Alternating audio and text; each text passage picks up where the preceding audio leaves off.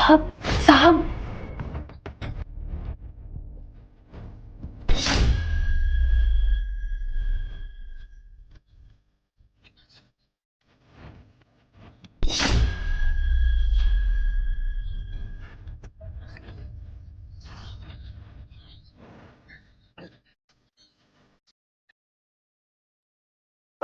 सृष्टि, हाँ क्या कर रही हो? कुछ नहीं। अरे तुम वो स्माइल कर रही थी ना, तो बस इसलिए पूछ लिया। वो सोशल मीडिया पे ना एक मीम आ गई थी, उसी को देख के बस मैं आ गई। हाँ तुम बताओ ना, क्या हो गया? अरे वो मैं क्या करता कि मुझे ना ऑफिस में एक फाइल देकर आनी है, तो मुझे ना आने में लेट हो जाएगा, तो मैं अभी निकलूं? क्या तुम जा रहे हो? पर राहुल, तुमने तो बोला था कि तुम मेरे साथ आज टाइम स्पेंड करोगे। ऊपर से तुम्हारा आज वीक ऑफ है ना, और ऐसे टाइम पे तुम मुझे घर पे अकेला छोड़ के जा रहे हो, वो भी ऑफिस के काम से। ये कोई बात होती है क्या? अरे यार, अभी निकलना ज़रूरी है। क्या है ना, कल मीटिंग है, तो इसीलिए। अभी 2 बज रहे हैं, मैं रात के 8-9 बजे तक आ जाऊंगा। ठीक है, पक्का आ जाओगे ना? हाँ हाँ, मैं पक्का आ जाऊंगा।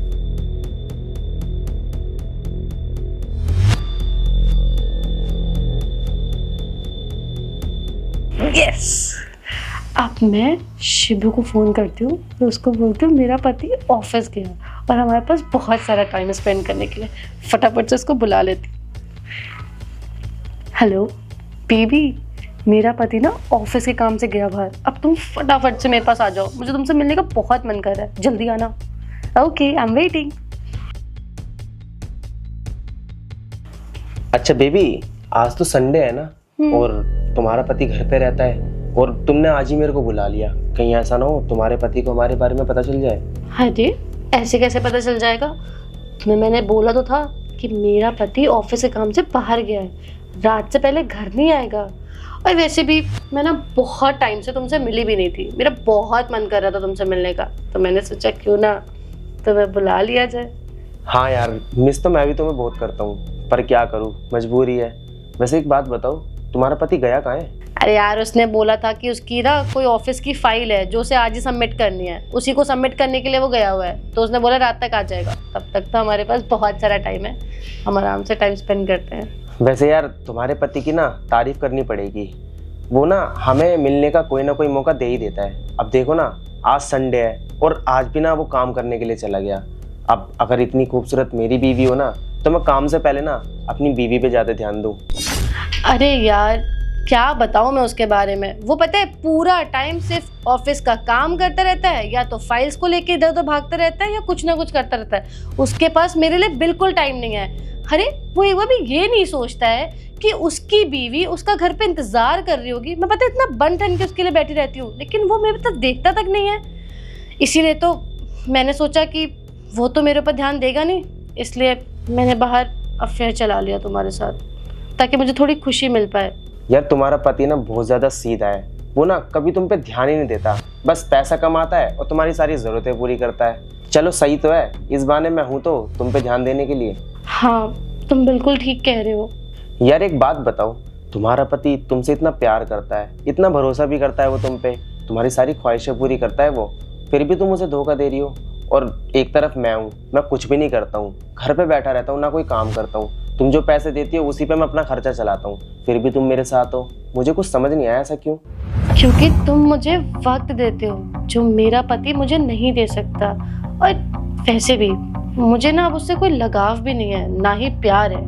मैं तो बस उसकी प्रॉपर्टी के लिए उसके साथ हूँ। एक बार ना उसकी सारी की सारी प्रॉपर्टी मेरे नाम हो जाए, फिर उसे डाइवोर्स देके ना हम दोनों शादी कर लेंगे और फिर साथ में रहेंगे। यार एक बात बताओ ना, हम कब तक ऐसे छुप छुप के मिलते रहेंगे? तुम अपने पति को डिवोर्स दे दो ना, ताकि हम दोनों शादी कर ले और एक साथ खुशी से रह सकें। यार शिवू, ऐसे नहीं दे सकती मैं डाइवोर्स। अब तुम खुद ही सोचो ना, क्या रीजन दूं मैं डाइवोर्स देने का? कि वो मुझे वक्त नहीं देता इसलिए मैं उसे तलाक दे रही हूँ? हर क्या कहूंगी मैं अपने माँ बाप से? मुझे ना उसको तलाक देने के लिए कोई सॉलिड रीजन चाहिए, जो कि मेरे पास अभी नहीं है। इसीलिए कह रही हूँ, मुझे थोड़ा वक्त दो। और हम वैसे भी मिलते तो रहते ही है ना उसकी एब्सेंस में, तो अभी हम ऐसे ही मिलेंगे। जब सही मौका आएगा ना, तो सही समय देख के मैं उसे तलाक दे दूंगी। मेम साहब, वो मैं क्या कह रही थी? मेम साहब ये कौन है? ये मेरा दोस्त है, तुझे कोई मतलब है उससे?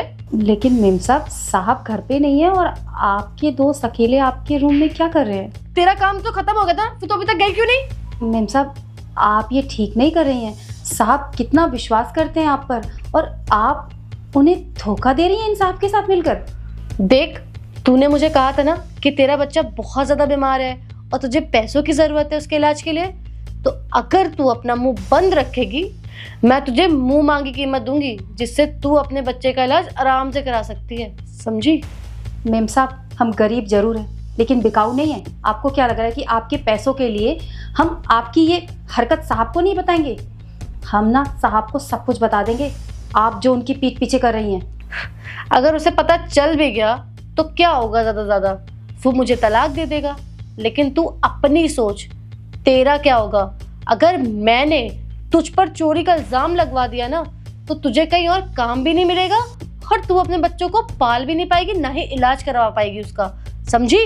तो इसीलिए यहाँ पे जो कुछ भी हुआ है ना उसको भूल जा और चुपचाप यहाँ से निकल जा, चल।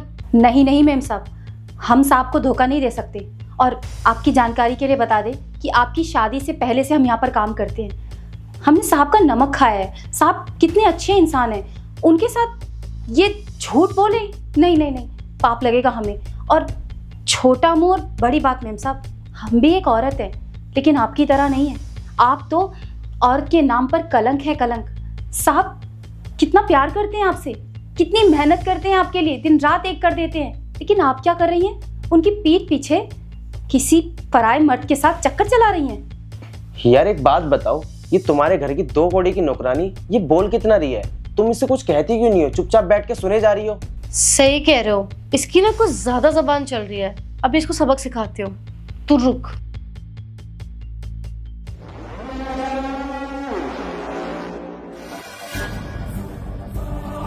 राहुल, तुम यहाँ क्या कर रहे हो? सृष्टि, कौन है ये लड़का? ये तो मेरा दोस्त है। और हमारे बेडरूम में क्या कर रहा है ये? वो एक्चुअली मुझसे मिलने आया था तो मैं उसे अपने बेडरूम में ले आई कि हम यहीं बैठ के आराम से बात कर लेंगे। सृष्टि, झूठ बोलने की भी ना एक लिमिट होती है। और ये कोई तुम्हारा दोस्त नहीं है, बल्कि ये तुम्हारा आशिक है। और जब तुम इससे बात कर रही थी ना तो मैंने सब कुछ देख लिया था। तुम्हें जरा सी भी शर्म नहीं आई? मतलब मेरे पीठ पीछे तुम इस लड़के के साथ अफेयर चला रही हो। तुमने एक बार भी नहीं सोचा कि कल को मुझे पता लगेगा तो मेरे दिल के ऊपर क्या बीतेगी? वो तो शुक्र मनाओ इस शांति का जिसने मुझे तुम्हारी सारी सच्चाई दिखा दी, वरना मुझे जिंदगी में पता ही नहीं चलता कि तुम मेरे पीठ पीछे इस लड़के को मेरे घर में बुलाती हो और ना जाने इसके साथ क्या हरकतें करती हो। एक बात बताओ, अगर ये बात मैं तुम्हारे माँ बाप को बता दूं तो फिर कैसा लगेगा तुम्हें? खैर छोड़ो, मैं ना तुम जैसी लड़की के साथ कोई रिश्ता ही नहीं रखना चाहता और ना ही तुम्हारे साथ रहना चाहता। अब मैं तुमसे डाइवोर्स लूंगा और उसके बाद ना तुम्हें इसके साथ जहाँ रहना है, जहाँ जाना है वहाँ जा सकती हो, समझी तुम? देख, आज तेरी वजह से मेरा घर टूट रहा है, तुझे शर्म नहीं आई सब कुछ करते हुए?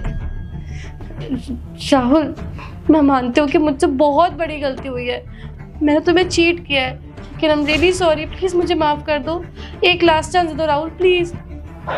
बस सृष्टि, तुमने जो बोलना था, जो करना था वो तुम कर चुकी हो।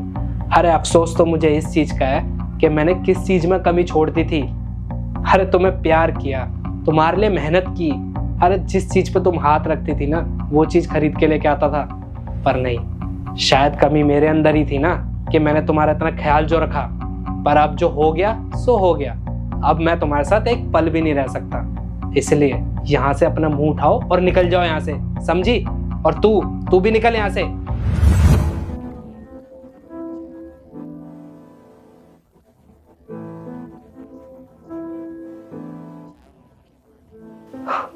Thank you so much. आज तुम्हारी वजह से ना इसका सच मेरे सामने आ गया, वरना मुझे तो कभी पता ही नहीं चलता। मैं तुम्हारा ये एहसान ना कभी नहीं भूल पाऊंगा।